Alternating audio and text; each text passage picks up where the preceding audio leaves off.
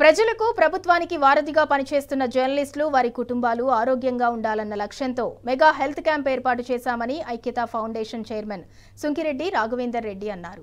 నాగర్ కర్నూలు జిల్లా ఆమనగల్లో మెడిహబ్ సహకారంతో health camp నిర్వహించారు. 250 మంది జర్నలిస్టులు వారి కుటుంబాలకు హెల్త్ ప్రొఫైల్ ఉచిత టెస్టులు నిర్వహించారు.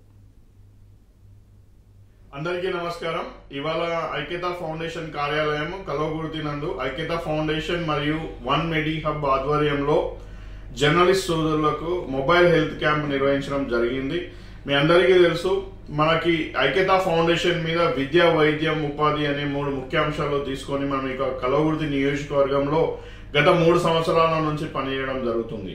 అందులో భాగంగానే సమాజానికి, ప్రభుత్వానికి వారధిగా ఉండే మన జర్నలిస్ట్ బ్రదర్స్ అందరికీ కూడా ఎక్స్క్లూజివ్ గా ఈ యొక్క మెడికల్ హెల్త్ క్యాంప్ అనేది చేయడం జరిగింది. దాని యొక్క ముఖ్య ఉద్దేశం ఏంటి అంటే మన యొక్క రక్త పరీక్షలు చేసి ముందస్తు రోగ నిర్ధారణ చేసుకోవడానికి. ఫర్ ఎగ్జాంపుల్ మనకి కిడ్నీస్ కానీ, కిడ్నీ ఫంక్షన్ కానీ, అలానే లివర్ ఫంక్షన్ కానీ, వాళ్ళకున్న కంప్లీట్ బ్లడ్ పిక్చర్ కానీ, A1Cs అంటే డయాబెటిక్ కానీ, కొలెస్ట్రాల్, కాల్షియం, ఇలా కంప్లీట్ హెల్త్ ప్రొఫైల్ మీద ఈ యొక్క పరీక్షలు చేసి వారికి తగు విధంగా వాళ్ళ హెల్త్ ప్రొఫైల్ ఇవ్వడం జరుగుతుంది.